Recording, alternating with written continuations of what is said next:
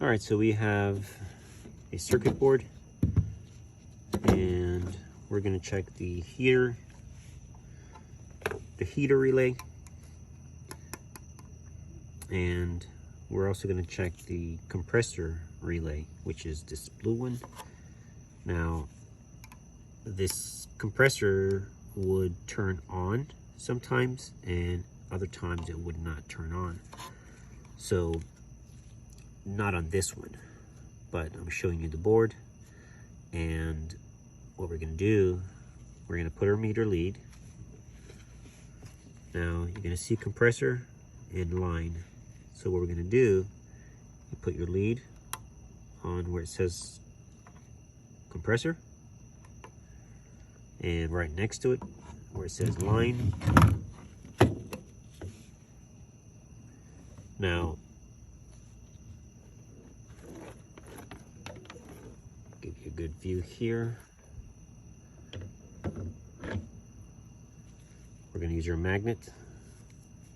We're going to engage the relay, meaning making the contacts come together.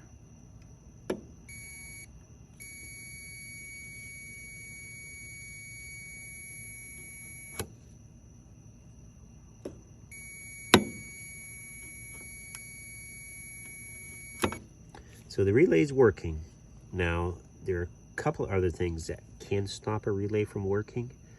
Is the signal voltage, meaning when it's time for the coils in the relay to turn on, they get energized and they engage the large contacts, sending voltage to the compressor, or I should say to the inverter, turning on the inverter. So he's good. So we're actually going to take him out of circuit and put him into the other board we're having issue. I'll have the video on that. Now this one is for the heater relay. But I don't think the heater is coming on. Here's heater. And so we're going to put our lead on heat. And we're going to find line voltage, which is right there.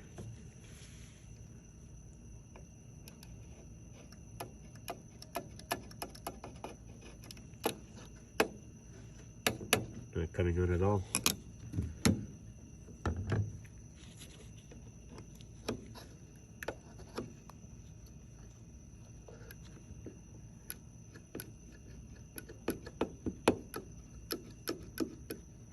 Nothing.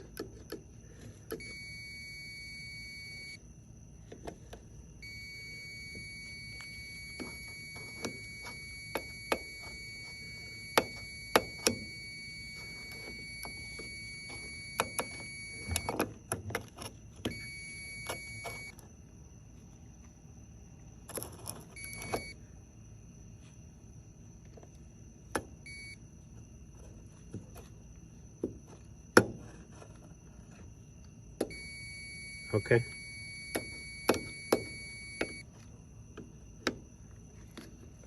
Interesting. You see that? It comes and goes. See that? Watch.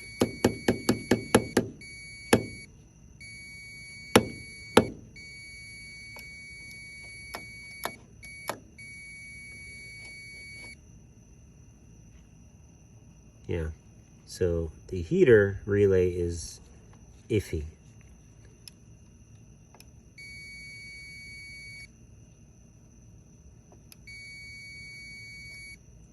Oh, maybe it's working now. So it gets energized, and I guess it's working now. At first it wasn't engaging, but there you go. All right. All right, guys. Also, if you plug your board in and you do not see this light, it's a red light, it should be blinking. That means the board has power, able to do its work. If you don't see that, then the board itself is obviously bad. Might be capacitors. I will actually have a video on checking all of these capacitors. You will need an ESR meter, and you're able to check these. Sometimes you might have to get a file or sandpaper just to, in case there's coating on the back, just to kind of, so you get a better contact when you use the meter to check the capacitance. Other components that do go bad on these, these are diodes and triacs, which is diode on the inside. These do go bad, so we're going to check these as well and see what else is going on with this. But for now, we do need this relay for the board, and we'll probably just order one back again to finish repairing this board. All right, so you've seen me check the relay with the magnet on the board. Now, this is a good relay, or at least it tested good when we engage the magnets, right? So I want to show you something. So these are the high voltage. These are what actually does the turning on. So when you put your meter or your testers or test leads, when you put them on here and you engage the relay, what you're doing is actually turning on the relay. You're squeezing the contacts. So I don't want to move it around too much. Okay, we're engaging the contacts. Now, that portion is working. Now, when the board sends a signal to turn on the relay, how does that work? Well, we have our relay voltage. It's 9.8 volts. So now when we energize these two pins, it should still engage and turn on the relay. You are currently being recorded. When we energize the 12 volt side on the relay, it will close the contacts and everything should come on.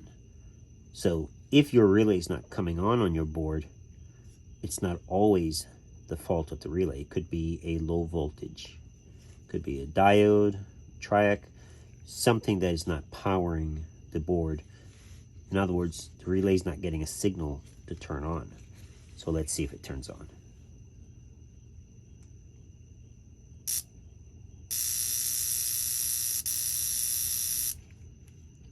See, it's getting a signal, but it's not closing the relays. So now sometimes if it's not enough voltage, it will not activate. So sometimes you got to leave it on just for a little longer. But 12 volts is required, but sometimes you need a little more.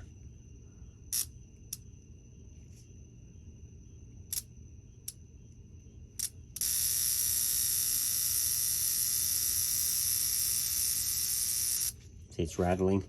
So let's see if we can increase the voltage. This is 12 volts. Touch them. See the spark. See that? All right. So now let's see.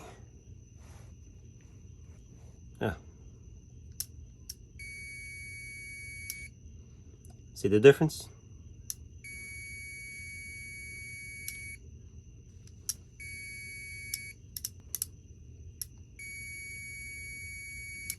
All right, so this relay is working just fine, providing the board is supplying the voltage to energize or activate the coil in the relay. All right, guys, thanks for watching. And by the way, this board was on a higher refrigerator. Thanks.